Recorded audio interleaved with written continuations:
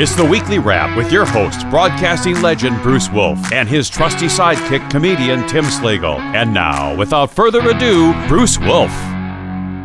Bruce Wolf and Tim Slagle on the Weekly Wrap. And Tim, how you doing, first of all?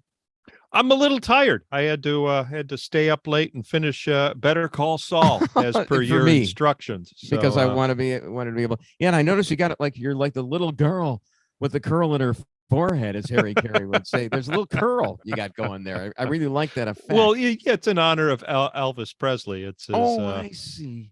I see. His moment on the throne was. Was it? That's 1977, yep. Right? Is that the day that happened? Yep.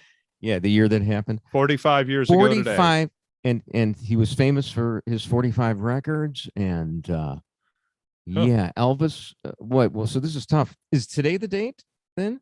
Yeah, that's today. Okay.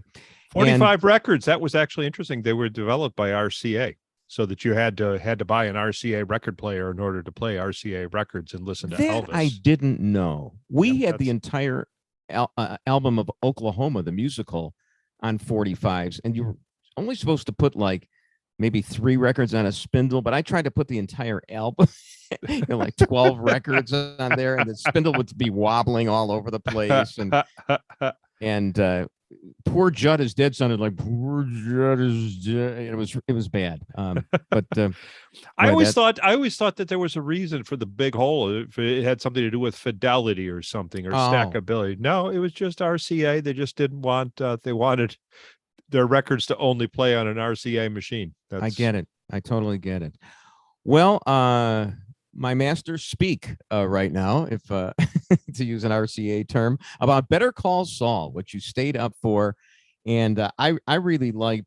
It's because I need all these shows explained to me, so I read the New York Times review by a guy named Siegel, and I actually tweeted to him and I said, "Bravo!" Especially for those of us who can't remember one episode to the next, let alone one season to the next. I mean, they had so many references, and this. Oh, spoiler alert! We're talking about the Better Call Saul finale. Spoiler alert!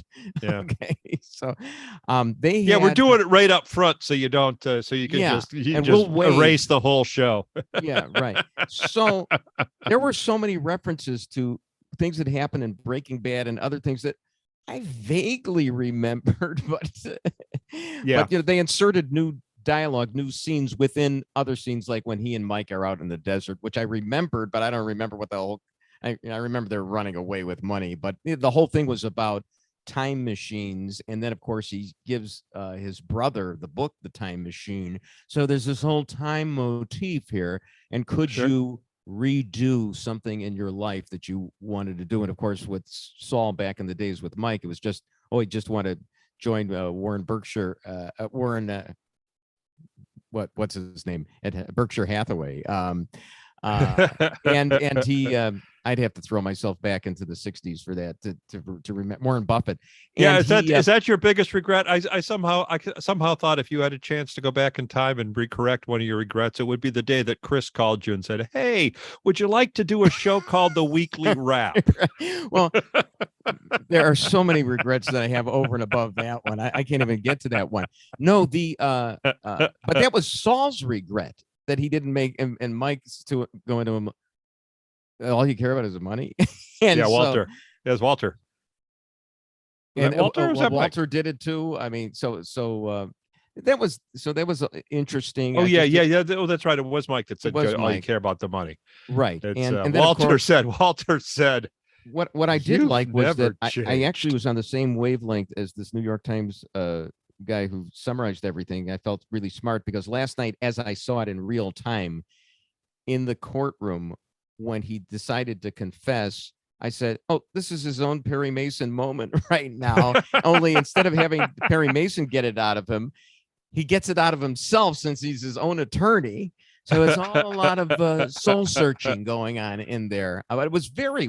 I mean, didn't you just love the way the whole thing was filmed and the characters? Yeah, I've always a lot of it dragged over the years, and some of the plot went nowhere, I guess, but it was a lot of fun. I just loved the Gilligan's penchant for focusing on little items like at the beginning of this season, as they're packing away all of Saul's stuff, you see the tequila bottle top roll into the gutter. No, there were always teases. I mean, they did that in Breaking Bad as well, where you see a little toy in a swimming pool, and then you don't find out till like 3 seasons later that it's from an airplane that exploded. Right. Yeah, so, aha, I noticed that. But and I'm only human. I have a hard enough time, or had a hard enough time, when I would read books and read them all the way through in like a week, remembering what had happened 18 chapters ago. And this is just, I mean, you can't be expected. Game of Thrones was the worst, as far as I couldn't keep my Baratheons from No, I never could. Doubles and whoever, and I didn't know who was a good guy, who was a bad guy. And Game of Thrones, I think if I watched a second time, I would be able to follow it a little bit more, a little bit closer, because I kind of know the Baratheons from the Targaryens, and one dragon from the next. We watched Breaking Bad again, and we watched it. We binged it, and then it all made sense. All the seasons were put together, and they made sense.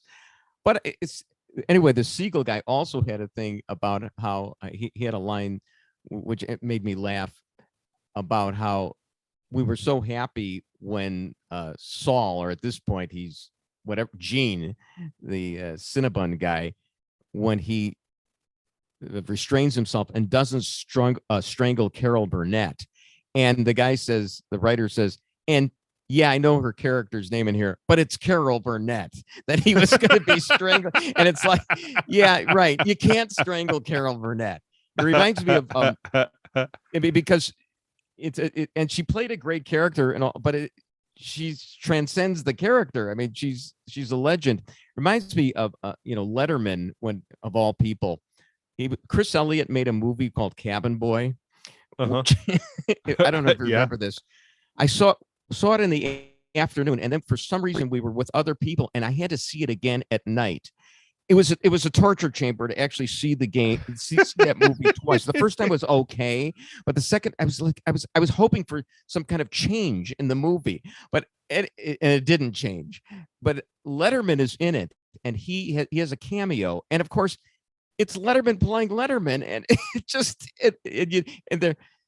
they're breaking the fourth wall practically, and it doesn't work at all. They know it doesn't work. They know it's a joke. It's jumping the shark, breaking the fourth wall, jumping through the shark, and with Carol Burnett, it walked right up to the border of that, I think.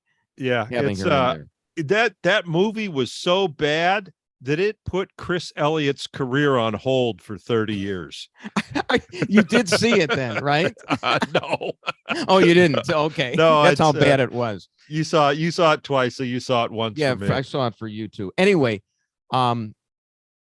did you think that love conquered all, that he just had to take the hit for Kim, or was it that his soul decided to turn to the good?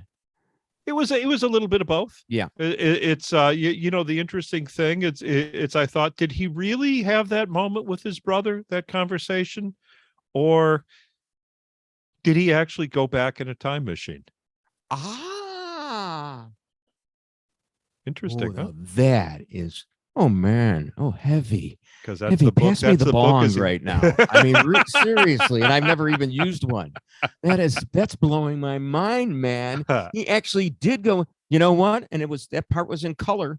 Now, when you go back, aren't you supposed to go back into black and white? According to Pleasantville, the old days are in black and white, and the new days are in color. But in this show, the old days were in color, and the new was in black and white. But in The Wizard of Oz, when you get hit on the head, that's when it's in color. Which is, by the way, and I know I've said this before, one of the top 3 or 4 moments in my life was when I finally saw it, because I had seen The Wizard of Oz like 5 or 6 times as a kid, entirely in black and white. We finally get a color TV on February the 18th, 1966, just to go back into the Wayback Machine here. And when that happens, it's like, I can't believe it. It's a color. Great. One of the greatest. That was revelatory. It made me believe in God. I believe. I didn't need any more convincing. Anyway, a couple interesting things that I saw, because I was looking, I actually looked for Easter eggs, because I was saying, I think I probably missed a lot, because there were little things like when Carol Burnett was watching the video, which, by the way, I think was a lapse, because she had a dial-up modem in her computer, and yet she was able to view a video. Oh, really? So that's anachronistic. That's like when they had 1979 cars on the causeway with Sonny on the turnpike in Godfather. Wait a minute.